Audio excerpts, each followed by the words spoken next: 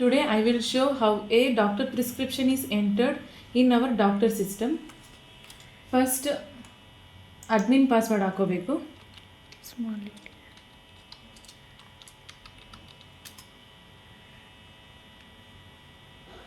Open ಆದಮೇಲೆ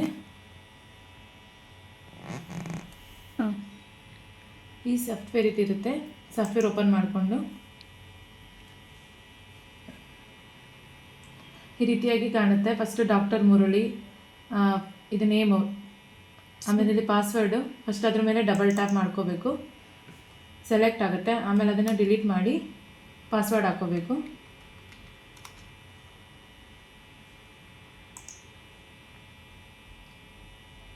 open ಆಗಿ ಈ ರೀತಿ ಬರುತ್ತೆ. ಪಾಸ್ವರ್ಡ್ ಹಾಕೊಂಡ್ಮೇಲೆ ಈ ಥರ ಓಪನ್ ಆಗುತ್ತೆ. ಅದಾದಮೇಲೆ ಫಸ್ಟ್ ಇಲ್ಲಿ ಬಂದಿದೆ ಡಾಕ್ಟರ್ ಚೆಕಿನ್ ಅಂತ ಇರುತ್ತೆ, ಅದಕ್ಕೆ ಫಸ್ಟ್ ಚೆಕಿನ್ ಕೊಡಬೇಕು. ಚೆಕಿನ್ ಟಿಕ್ ಮಾಡಿ ಓಕೆ.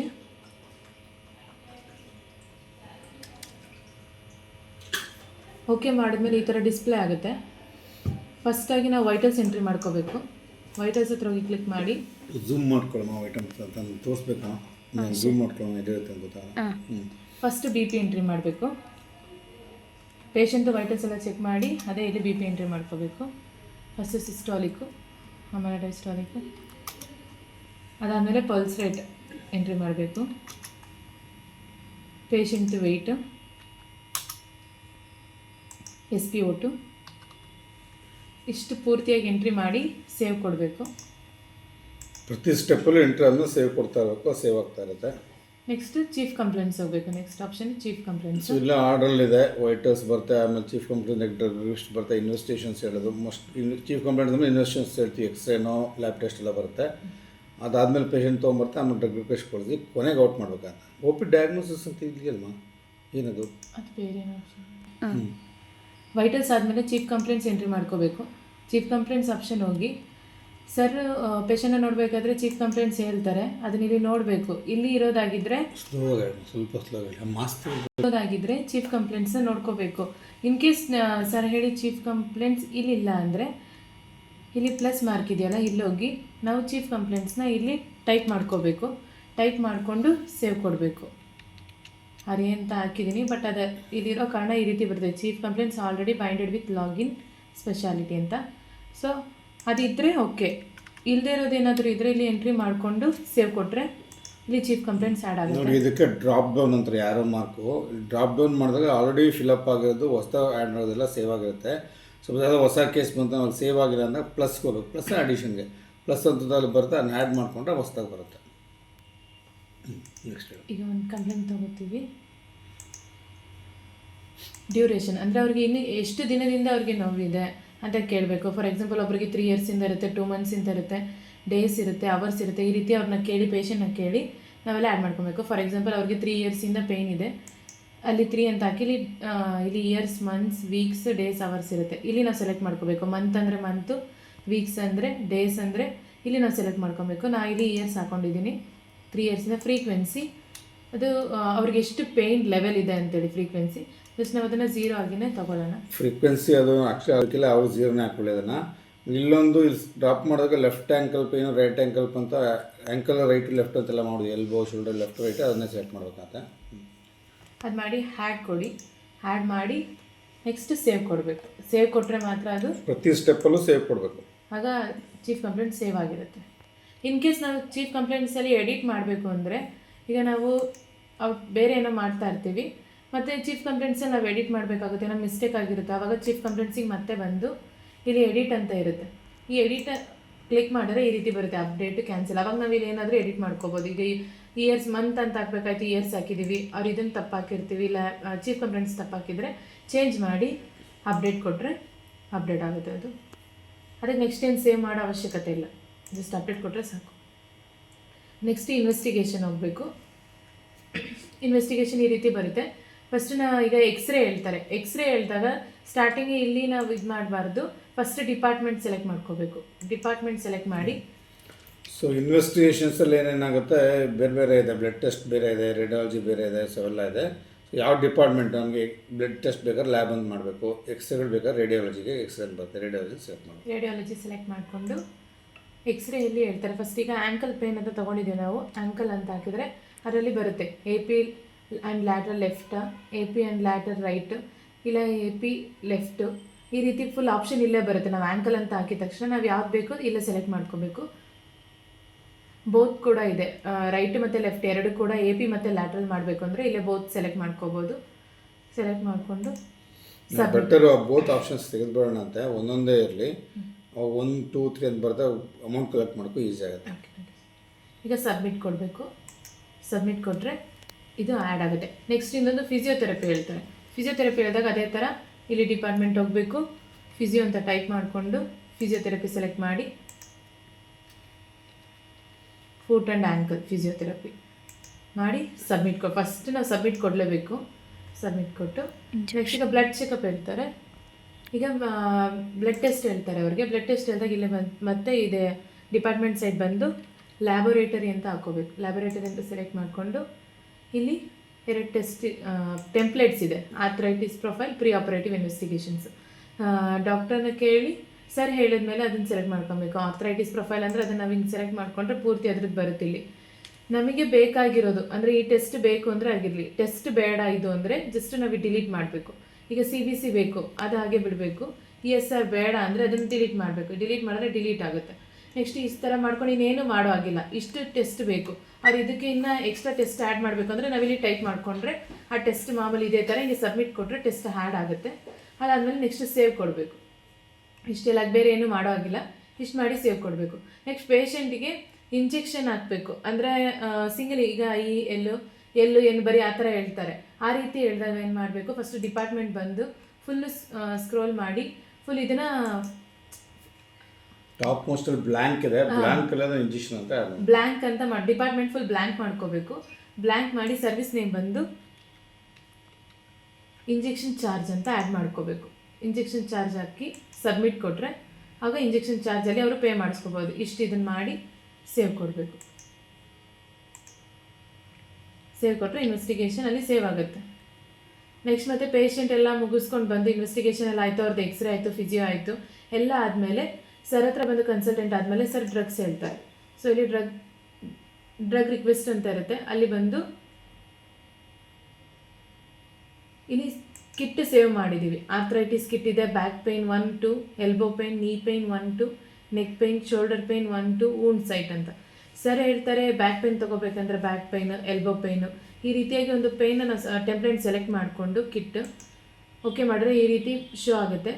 ಆಗ ಫುಲ್ಲು ಫಸ್ಟ್ ಐಟಮ್ ನಾವೆಲ್ಲ ಸೆಲೆಕ್ಟ್ ಮಾಡ್ಕೋಬೇಕು. ಸೆಲೆಕ್ಟ್ ಮಾಡಿಕೊಂಡು ಈ ಟ್ಯಾಬ್ಲೆಟ್ಸ್ ಬೇಕು ಅಂದರೆ ಅಕೋಸ್ಟ MR ಸರ್ ಹೇಳಿದರೆ ಓಕೆ ಇದಿರಲಿ. ಕ್ವಾಂಟಿಟಿ ಏನಾದ್ರು ನಾವು ಚೇಂಜ್ ಮಾಡ್ಕೋಬೇಕಂದ್ರೆ ಇಲ್ಲಿ ಡಬಲ್ ಟ್ಯಾಪ್ ಮಾಡಿಕೊಂಡ್ರೆ ಅದು ಸೆಲೆಕ್ಟ್ ಆಗುತ್ತೆ. ಈಗ ಅದು 14 ಇದೆ, 20 ಟ್ಯಾಬ್ಲೆಟ್ಸ್ ಅಂದರೆ ನಾವು 20 ಹಿಂಗೆ ಹಾಕೋಬೇಕು. ನೆಕ್ಸ್ಟ್ ಮತ್ತು ರ್ಯಾಬಿಮಿ DSR ಇದು ಕೂಡ ಇದು ಎಷ್ಟಿರುತ್ತೋ ಇದು ಟ್ಯಾಬ್ಲೆಟ್ಸ್ ಅಷ್ಟೇ ಇರುತ್ತೆ, ಗ್ಯಾಸ್ಟ್ರಿಕ್ ಟ್ಯಾಬ್ಲೆಟು. ಸೊ ಅದನ್ನು 20 ಅಂತ ಮಾಡ್ಕೋಬೇಕು. FHQ 4 ಹಿಂಗೆ ನಾವು ಇಲ್ಲಿ ಕ್ವಾಂಟಿಟಿ ಚೇಂಜ್ ಮಾಡ್ಕೋಬೇಕಂದ್ರೆ ಕಡಿಮೆ ಆದರೂ ಜಾಸ್ತಿ ಮಾಡ್ಕೋಬೇಕಂದ್ರೆ ಇಲ್ಲಿ ಮಾಡ್ಕೋಬೋದು.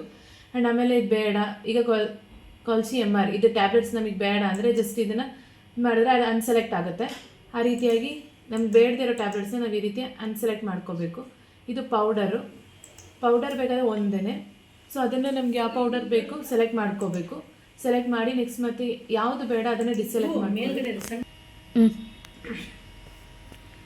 ಡಿಸೆಲೆಕ್ಟ್ ಮಾಡ್ಕೋತಾ ಹೋಗಬೇಕು. ಯಾವ್ದು ಬೇಕು ಮಾತ್ರ ನಾವು ಇಟ್ಕೊಂಡು ಬ್ಯಾಲೆನ್ಸ್ ಎಲ್ಲ ಡಿಸೆಲೆಕ್ಟ್ ಮಾಡಿ ಹ್ಯಾಡ್ ಕೊಟ್ಟರೆ ಟ್ಯಾಬ್ಲೆಟ್ಸ್ ಇಲ್ಲಿ ಹ್ಯಾಡ್ ಆಗುತ್ತೆ. ಆ್ಯಂಡ್ ಮತ್ತು ಇಲ್ಲಿ ಆಲ್ರೆಡಿ ನಾವು 14 ಅಂತ ಇದ್ದಾಗ ಡೇಸ್ 7 ಆಗಿರುತ್ತೆ. ನಾವು ಅದನ್ನು ಕನ್ಫರ್ಮ್ಲಿ ಚೇಂಜ್ ಮಾಡಬೇಕು. ಅಂದರೆ 20 ಅಂದರೆ 10 ಡೇಸ್ BD ಇರುತ್ತೆ ಅಲ್ವಾ, ಅವಾಗ 10 ಡೇಸಿಗೆ ಆಗುತ್ತೆ. ಇದು ಮರೀದೇ ಚೇಂಜ್ ಮಾಡ್ಕೋಬೇಕು. 14 ಇದ್ದರೆ ಏನು ಪ್ರಾಬ್ಲಮ್ ಇಲ್ಲ. 20 ಏನಾದರೂ ಆಯಿತು ಅಂದರೆ ಅದು 10 ಡೇಸಿಗೆ ನಾವು ಚೇಂಜ್ ಮಾಡ್ಕೋಬೇಕು. ಮತ್ತು ಇದು ಡೋಸೇಜ್ ಇಲ್ಲಿ BD ಇರುತ್ತಾ, ODನ, TIDನ ಇಲ್ಲಿರುತ್ತೆ ಪೂರ್ತಿಯಾಗಿ. ನಾವು ಅದನ್ನು ಸೆಲೆಕ್ಟ್ ಮಾಡ್ಕೋಬೇಕು.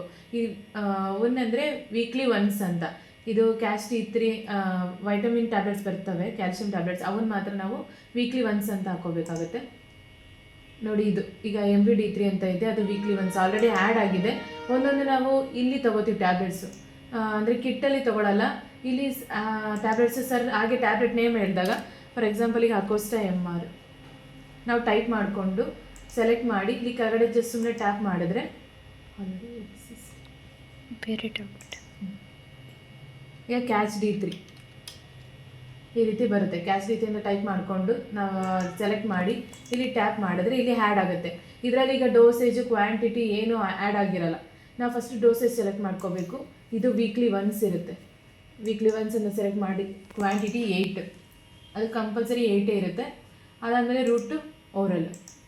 ರೂಟಲ್ಲೂ ಕೂಡ ಓರಲ್ ಇರುತ್ತೆ, ಲಿಕ್ವಿಡ್ ಇರುತ್ತೆ, ಇಂಜೆಕ್ಷನ್ನು, IV, ಸಲೈನ್, ಟಾಪಿಕಲ್, ಇನ್ಹ್ಯಾಲೇಷನ್ ಈ ರೀತಿ ಇರುತ್ತೆ. ಆಮೇಲೆ ಮತ್ತೆ ನಮಗೆ ಇಲ್ಲಿ ಇಂಜೆಕ್ಷನ್ ಹೇಳ್ತಾರೆ. ಇಂಜೆಕ್ಷನ್ ಹೇಳಿದಾಗ ನಾವೇನು ಮಾಡಬೇಕು, LAN ಆ್ಯಂಡ್ ಮತ್ತು IA ಇರುತ್ತೆ. ಈಗ LA ಅಂತ ಇಂಜೆಕ್ಷನ್ ಹೇಳ್ತಾರೆ. ಆಗ ಜಸ್ಟ್ ನಾವು ಹೋಗಿ L ಅಂದರೆ ಲಾಕ್ಸಿಸಮ್ ಅಂತ ಟೈಪ್ ಮಾಡಿಕೊಂಡು ಲಾಕ್ಸಿಸಮ್ 8 ಸೆಲೆಕ್ಟ್ ಮಾಡಿ ಜಸ್ಟ್ ಇಲ್ಲಿ ಟ್ಯಾಪ್ ಮಾಡಿದ್ರೆ ಅದಿಲ್ಲಿ ಸೆಲೆಕ್ಟ್ ಆಗುತ್ತೆ. ನೆಕ್ಸ್ಟ್ ಮತ್ತೆ ಮುಂಜಮ್ D3 ಇಲ್ಲಿ ಸೆಲೆಕ್ಟ್ ಮಾಡಿ ಮತ್ತೆ ಇಲ್ಲಿ ಟ್ಯಾಪ್ ಮಾಡಿದ್ರೆ ಅದಿಲ್ಲಿ ಬರುತ್ತೆ. ನೆಕ್ಸ್ಟ್ ಮತ್ತೆ ಡೋಸೇಜು, ಇದು 1 ಟೈಮ್ಗೆ ಇರೋ ಕಾರಣ 1 ಅಂತ ಸೆಲೆಕ್ಟ್ ಮಾಡ್ಕೋಬೇಕಾಗುತ್ತೆ. ಮಾಡಿ ಕ್ವಾಂಟಿಟಿ 1. ನೆಕ್ಸ್ಟ್ ರೂಟು, ಇದು ಇಂಜೆಕ್ಷನ್ ಆಗಿರೋ ಕಾರಣ ಇಂಜೆಕ್ಷನ್ ಅಂತ ಇಲ್ಲಿ ಟೈಪ್ ಮಾಡ್ಕೋಬೇಕು. ಟೈಪ್ ಮಾಡಿ ಇದು ನಾವು ಸೇವ್ ಮಾಡಿದ್ರೆ ರಿಕ್ವೆಸ್ಟು ಅಲ್ಲಿ ಸಿಸ್ಟಮ್ಗೆ ಹೋಗುತ್ತೆ ಮತ್ತು ಫಾರ್ಮಸಿಗೆ ರಿಕ್ವೆಸ್ಟ್ ಹೋಗುತ್ತೆ. ಸೊ ಇಷ್ಟು ಸೆಲೆಕ್ಟ್ ಮಾಡಿ 2-3 ಸಲ ಕರೆಕ್ಟಾಗಿ ಡಾಕ್ಟರ್ ಕನ್ಫರ್ಮೇಷನ್ ತೊಗೊಂಡು ಟ್ಯಾಬ್ಲೆಟ್ಸನ್ನ ಸೇವ್ ಕೊಡಬೇಕು. ಇಷ್ಟು ಟ್ಯಾಬ್ಲೆಟ್ಸ್ ಈ ರೀತಿ ಆ್ಯಡ್ ಮಾಡಿ ಸೇವ್ ಕೊಟ್ಟು ರಿಕ್ವೆಸ್ಟ್ ಸೆಂಡ್ ಟು ಫಾರ್ಮಸಿ ಅಂತ ಬರುತ್ತೆ. ಇದಾದಮೇಲೆ ನೆಕ್ಸ್ಟು ಔಟು. ಈಗ ಮತ್ತೆ ಇನ್ವೆಸ್ಟಿಗೇಷನ್ ಆರ್ಡರಲ್ಲಿ ಪ್ರೊಸೀಜರ್ಸ್ ಮಾಡ್ತಾರೆ. ಅಂದರೆ ಆಸ್ಪಿರೇಷನ್ ಇರುತ್ತೆ, ಟ್ರಿಗರ್ ಪಾಯಿಂಟ್ ಇಂಜೆಕ್ಷನ್ ಇರುತ್ತೆ, ಟ್ರಿಗರ್ ಇಂಜೆಕ್ಷನ್ಸ್ ಇರುತ್ತೆ, ಮತ್ತು PRP ಪ್ರೊಸೀಜರ್ ಇರುತ್ತೆ, ESI ಪ್ರೊಸೀಜರ್ ಇರುತ್ತೆ. ಆ ಟೈಮಲ್ಲಿ ನಾವು ಸರ್ವಿಸ್ ನೇಮ್ ಅಲ್ಲಿ ಬಂದು PRP ಅಂದರೆ ಪ್ಲೇಟ್ಲೆಟ್ ರಿಚ್ ಪ್ಲಾಸ್ಮಾ, PRP ಅಂತ ಹಾಕ್ಬಾರ್ದು, ಫುಲ್ ಫಾರ್ಮ್ ಇರುತ್ತೆ, ಪ್ಲೇಟ್ಲೆಟ್ ರಿಚ್ ಪ್ಲಾಸ್ಮಾ ಅಂತ ಹಾಕಿ ಸಬ್ಮಿಟ್ ಕೊಡಬೇಕು. ನೆಕ್ಸ್ಟ್ ಮತ್ತೆ ಆಸ್ಪಿರೇಷನ್ ಹೇಳ್ತಾರೆ. ಆಗ ಆಸ್ಪಿರೇಷನ್ ಚಾರ್ಜಸ್ ಅಂತ ಇದೆಯಲ್ಲ ಇದನ್ನು ಸೆಲೆಕ್ಟ್ ಮಾಡ್ಕೋಬೇಕು. ಸೆಲೆಕ್ಟ್ ಮಾಡಿ ಸಬ್ಮಿಟ್ ಆಸ್ಪಿರೇಷನ್ ಇದ್ದರೆ. ಆ್ಯಂಡ್ ಮತ್ತು ESI ಪ್ರೊಸೀಜರ್ ಅಂತ ಬರುತ್ತೆ. ಆಗ ESI ಪ್ರೊಸೀಜರ್ ಅಂತ ಹಾಕಿದರೆ ಈ ಥರ ಬಂದು ನೆಕ್ಸ್ಟ್ ಅದು ಸಬ್ಮಿಟ್ ಕೊಡಬೇಕು. ಇದೆಲ್ಲ ಪ್ರೊಸೀಜರ್ ಇರೋ ಕಾರಣ ಇನ್ವೆಸ್ಟಿಗೇಷನ್ ಎಲ್ಲ ಆ್ಯಡ್ ಮಾಡಬೇಕು. ಆ್ಯಂಡ್ ಆಮೇಲೆ ಟ್ರಿಗರ್ ಪಾಯಿಂಟ್ ಇಂಜೆಕ್ಷನ್ ಅಂತ ಹೇಳ್ತಾರೆ. ಆಗ ಟ್ರಿಗರ್ ಪಾಯಿಂಟ್ ಇಂಜೆಕ್ಷನ್ ಚಾರ್ಜಸ್ ಇದನ್ನು ಆ್ಯಡ್ ಮಾಡಬೇಕು. ಟ್ರಿಗರ್ ಪಾಯಿಂಟ್ ಆಗಿದ್ರೆ ಸರ್ ಒಂದ್ಸಲ ಟ್ರಿಗರ್ ಇಂಜೆಕ್ಷನ್ ಅಂತ ಹೇಳ್ತಾರೆ. ಆವಾಗ IALA ಸಮ್ಟೈಮ್ಸ್ N ಇರುತ್ತೆ, ಅದು ಕೂಡ IALA ಟ್ರಿಗರ್ ಇಂಜೆಕ್ಷನ್ಸ್ ಅಂತ ಸೆಲೆಕ್ಟ್ ಮಾಡಿ ಸಬ್ಮಿಟ್ ಕೊಡಬೇಕು. ಇನ್ ಕೇಸ್ ಅದು N ಆಗಿದ್ದರೆ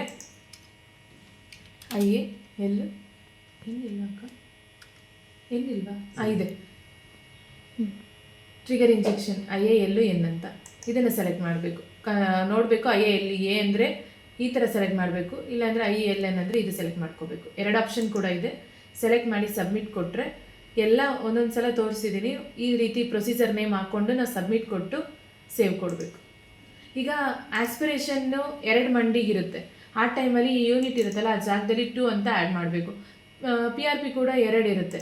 ಆಗ ಯೂನಿಟ್ ಸೆಲೆಕ್ಟ್ ಮಾಡಿ 2 ಅಂತ ಆ್ಯಡ್ ಮಾಡಬೇಕು. ಈ ರೀತಿಯಾಗಿ ನಾವು ಕರೆಕ್ಟಾಗಿ ನೋಡ್ಕೋಬೇಕು. ಎಷ್ಟು ಯೂನಿಟ್ ಇದೆ, ಒಂದು ಮಂಡಿ ಇದ್ದರೆ 1 ಮಾತ್ರ ಇದ್ದರೆ ಇಲ್ಲಿ 1 ಅಂತ ಹಾಕಬೇಕು. ಅವ್ರು 2 ಇದ್ದರೆ 2 ಅಂತ ಸೆಲೆಕ್ಟ್ ಮಾಡ್ಕೋಬೇಕು. ಇಲ್ಲಿ ಸೆಲೆಕ್ಟ್ ಮಾಡಿ ಸೇವ್ ಕೊಡಬೇಕು. ಸೇವ್ ಕೊಟ್ಟರೆ ಅಲ್ಲಿ ರಿಕ್ವೆಸ್ಟ್ ಹೋಗುತ್ತೆ. ಅದಾದೀಗ ಎಲ್ಲ ಆಯಿತು, ಇನ್ವೆಸ್ಟಿಗೇಷನ್ ಆಯಿತು, ಡ್ರಗ್ ರಿಕ್ವೆಸ್ಟ್ ಆ್ಯಡ್ ಆಯಿತು, ಎಲ್ಲ ಆದಮೇಲೆ ಔಟ್ ಬರಬೇಕು. ಔಟ್ ಬಂದಮೇಲೆ ಇದು ಪೇಷಂಟ್ಗೆ ಚೆಕ್ಔಟ್ ಕೊಡಬೇಕು. ಅದಕ್ಕೋಸ್ಕರ ಫಸ್ಟ್ ಔಟ್ ಕೊಡೋದಕ್ಕಿಂತ ಮುಂಚೆ ವೈಟಲ್ಸ್ ಎಂಟ್ರಿ ಮಾಡಿದ್ದೀವ, ಚೀಫ್ ಕಂಪ್ಲೇಂಟ್ ಎಂಟ್ರಿ ಮಾಡಿದ್ದೀವ, ಡ್ರಗ್ಸ್ ಎಲ್ಲ ಎಂಟ್ರಿ ಮಾಡಿದ್ದೀವ, ಇನ್ವೆಸ್ಟಿಗೇಷನ್ ನಾವು ಪೇಷಂಟಿಗೆ ಹೇಳಿರೋ ಎಲ್ಲ ಇನ್ವೆಸ್ಟಿಗೇಷನ್ ಇಲ್ಲಿ ಎಂಟ್ರಿ ಮಾಡಿದ್ದೀವ, ಫಸ್ಟು ನೋಡ್ಕೋಬೇಕು. ನೋಡಿಕೊಂಡು ದೆನ್ ಫಸ್ಟು ನೋಟ್ಸ್ ಆ್ಯಡ್ ಮಾಡಬೇಕು. ಈಗ ಪೇಷಂಟ್ಗೆ ಆ್ಯಂಕಲ್ ಪೇನ್ನ ಆ್ಯಡ್ ಮಾಡಿರೋದು, ಆಗ ನೋಟ್ಸ್ ಆ್ಯಂಕಲ್ ಪೇನ್ ಹಾಕಬೇಕು. ಇನ್ ಕೇಸ್ ನೀ ಪೇನ್ ಅಂತ ಹೇಳಿದ್ರೆ ನೀ ಪೇನ್ ಇಲ್ಲಿಲ್ಲ, ನೋಟ್ಸಲ್ಲಿಲ್ಲ. ಸೊ ಅವಾಗ ಇಲ್ಲಿ ಬಿಟ್ಟು ಇಲ್ಲಿರುತ್ತೆ ಈ ಸೈಡಲ್ಲಿ ಸಜೆಷನ್ ಟೆಂಪ್ಲೇಟ್ಸ್, ಇಲ್ಲಿ ನೀ ಪೇನ್ ಸೆಲೆಕ್ಟ್ ಮಾಡ್ಕೋಬೇಕು. ಆಗ ಇಲ್ಲಿರೋದನ್ನ ಫುಲ್ ಸೆಲೆಕ್ಟ್ ಮಾಡಿಕೊಂಡು ಡಿಲೀಟ್ ಮಾಡಿ ಈ ಕಡೆ ನೀ ಪೇಯ್ನ ಸೆಲೆಕ್ಟ್ ಮಾಡ್ಕೋಬೇಕು. ಈ ಪೇಷಂಟ್ಗೆ ಆ್ಯಂಕಲ್ ಪೇನ್ ಇರೋ ಕಾರಣ ಆ್ಯಂಕಲ್ ಪೇನ್ ಹಾಕಿ, ನೀ ಪೇನ್ ಏನು ಬೇಡ,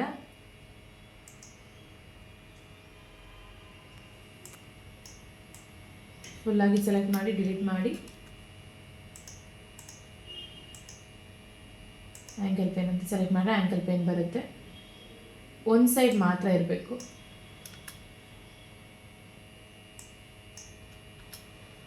ಇದು ಹಾಕಿದ್ಮೇಲೆ ರಿಕಾಲ್ ಡೇಸ್ ಸರ್ ಹೇಳ್ತಾರೆ ಅವ್ರಿಗೆ 2 ವೀಕ್ಸ್ ಆದಮೇಲೆ ಬನ್ನಿ, 1 ಮಂತ್ ಆದಮೇಲೆ ಬನ್ನಿ ಅಂತ. ಫಾಲೋ ಅಪ್ ಡೇಟ್ಸ್ ಹಾಕಬೇಕು. ನೆಕ್ಸ್ಟ್ ಮತ್ತೆ ಫಾಲೋ ಅಪ್ ಯಾವಾಗ ಬರಬೇಕು ಅಂತ. ಫಾರ್ ಎಕ್ಸಾಂಪಲ್ ಇವ್ರಿಗೀಗ 1 ಮಂತ್ ಆದಮೇಲೆ ಅಂದರೆ ಇಲ್ಲೇ ಸರಿ ನಾವು ಡೇಟ್ ಈಗ 1 ವೀಕ್ ಅಂದರೆ 9ಗೆ ಬರುತ್ತೆ, 16ಗೆ ಬರುತ್ತೆ. ಮಂಡೇ ಸ್ಯಾಟರ್ಡೆ ಆದಷ್ಟು ಫಾಲೋ ಅಪ್ ಜಾಸ್ತಿ ಕೊಡಬಾರ್ದು, ಸಂಡೇ ಕೊಡಬಾರ್ದು. ಸಂಡೇ ಮತ್ತು ಸ್ಯಾಟರ್ಡೆ ಫಾಲೋ ಅಪ್ ಜಾಸ್ತಿ ಕೊಡಬಾರ್ದು. ಟ್ಯೂಸ್ಡೇಗೆ ವೆನ್ಸ್ಡೇ ಟೈಮಲ್ಲಿ ಕೊಡಬೇಕು. ಈಗ 2 ವೀಕ್ಸ್ ಅಂದರೆ ನಾವು 17ಗೆ ಕೊಡಬೇಕಾಗುತ್ತೆ, ಯಾಕೆಂದರೆ ಮಂಡೇ ಟೈಮಲ್ಲಿ ಫಾಲೋ ಅಪ್ ಕೊಡಬಾರ್ದು. ನೆಕ್ಸ್ಟ್ 1 ಮಂತ್ ಅಂದರೆ ಈಗ 2 ಇಲ್ಲಿ ಕ್ಲಿಕ್ ಮಾಡಿದ್ರೆ ನೆಕ್ಸ್ಟ್ ಮಂತಿಗೆ ಹೋಗುತ್ತೆ. 2 ಥರ್ಸ್ಡೇ ಬಂದಿರೋ ಕಾರಣ 2ಗೆ ಕೊಡ್ಬೋದು 1 ಮಂತಿಗೆ. ಈಗ 1 ಮಂತಿಗೆ ಕೊಟ್ಟು ನೆಕ್ಸ್ಟು ರೀಕಾಲ್ ಟೈಪ್. ಈಗ ಫಾಲೋ ಅಪ್ ಅಂತ ಇದ್ದರೆ ಫಾಲೋ ಅಪ್ ಅಂತ ಸೆಲೆಕ್ಟ್ ಮಾಡ್ಕೋಬೇಕು. ಫಾರ್ ಎಕ್ಸಾಂಪಲ್ ಅವ್ರಿಗೆ ಹೇಳಿರ್ತಾರೆ ನೆಕ್ಸ್ಟ್ ಬಂದಾಗ ನೀವು ಒಂದು ಪ್ರೊಸೀಜರ್ ಮಾಡಬೇಕು, PRP ಮಾಡಬೇಕು ಅಂತ ಹೇಳಿದರೆ ಇಲ್ಲಿ PRP ಸೆಲೆಕ್ಟ್ ಮಾಡ್ಕೋಬೇಕು. ಇಲ್ಲ ನಿಮಗೆ ESI ಪ್ರೊಸೀಜರ್ ಹೇಳಿದ್ದಾರೆ, ಡ್ರೆಸ್ಸಿಂಗ್ ಹೇಳಿದ್ದಾರೆ, ಇಲ್ಲ ಎಕ್ಸ್ರೇ ಹೇಳಿದ್ದಾರೆ, ಬ್ಲಡ್ ಟೆಸ್ಟ್ ಹೇಳಿದ್ದಾರೆ ಅಂತೇನಾದ್ರು ಇದ್ದರೆ ಇಲ್ಲಿ ನಾವು ಸೆಲೆಕ್ಟ್ ಮಾಡ್ಕೋಬೇಕು ಫಾಲೋ ಅಪ್ ಟೈಪಲ್ಲಿ. ಇಲ್ಲ ಏನಿಲ್ಲ ಅಂದರೆ ಜಸ್ಟ್ ಫಾಲೋ ಅಪ್ ಅಂತ ಹಾಕಿ ಇಲ್ಲಿ ಚೆಕ್ಔಟ್ ಕೊಡಬೇಕು. ಇಲ್ಲಿ ಚೆಕ್ಔಟ್ ಅಂತ ಆಪ್ಷನ್ ಇರುತ್ತೆ. ಇಷ್ಟೆಲ್ಲ ನಾವು ಎಂಟ್ರಿ ಮಾಡಿ ಫಸ್ಟ್ ಸೇವ್ ಕೊಡಬೇಕು, ಡೈರೆಕ್ಟ್ ಚೆಕ್ಔಟ್ ಕೊಡಬಾರ್ದು. ಫಸ್ಟ್ ಸೇವ್ ಅಂತ ಆಪ್ಷನ್ ಇರುತ್ತೆ, ಸೇವ್ ಕೊಟ್ಟು ಓಕೆ ಮಾಡಿದ್ರೆ ಸೇವ್ ಆಗುತ್ತೆ. ಇದೆಲ್ಲ ಪೂರ್ತಿಯಾಗಿರೋದೆಲ್ಲ ಸೇವ್ ಆಗಿರುತ್ತೆ. ಸೇವ್ ಆದಮೇಲೆ ನಾವು ಚೆಕ್ಔಟ್ ಅಂತ ಕೊಟ್ಟರೆ ಚೆಕ್ಔಟ್ ಆಗುತ್ತೆ. ಪೇಷಂಟು ಅಲ್ಲಿ ಸಿಸ್ಟಮಿಗೆ ರಿಕ್ವೆಸ್ಟ್ ಹೋಗುತ್ತೆ, ಅಲ್ಲಿಂದ ಪೇಷಂಟ್ಗೆ ಪ್ರಿಂಟ್ ತಗೊಡ್ತಾರೆ. ಚೆಕ್ಔಟ್ ಕೊಟ್ಟ ಮೇಲೆ ನಾವು ಯಾವುದು ಚೇಂಜ್ ಮಾಡೋದಕ್ಕಾಗಲ್ಲ. ಅದಕ್ಕೆ ಚೆಕ್ಔಟ್ ಕೊಡೋದಕ್ಕಿಂತ ಮುಂಚೆನೇ ನಾವೇನೇ ಒಂದು ಬಿಟ್ಟಿದ್ರು, ಏನೇ ಎಕ್ಸ್ಟ್ರಾ ಆ್ಯಡ್ ಮಾಡಬೇಕಾಗಿದ್ರು ಆಗಲೇ ಚೆಕ್ಔಟ್ ಕೊಡೋದಕ್ಕಿಂತ ಮುಂಚೆ ಆ್ಯಡ್ ಮಾಡ್ಕೋಬೇಕು. ಚೆಕ್ಔಟ್ ಕೊಟ್ಟ ಮೇಲೆ ಏನು ಚೇಂಜ್ ಮಾಡೋಕ್ಕಾಗಲ್ಲ. ಮತ್ತು ಇಲ್ಲಿ ಕೂಡ ಅಷ್ಟೇ, ಇದೆಲ್ಲ ಪೂರ್ತಿಯಾಗಿ ಕ್ಲಿಯರ್ ಆದಮೇಲೆ ಮಾತ್ರ ಸೇವ್ ಕೊಡಬೇಕು. Correct recall type, date, type ಎಲ್ಲ ಆ್ಯಡ್ ಮಾಡಿಕೊಂಡು ಸೇವ್ ಕೊಟ್ಟು ಚೆಕ್ಔಟ್ ಕೊಡಬೇಕು.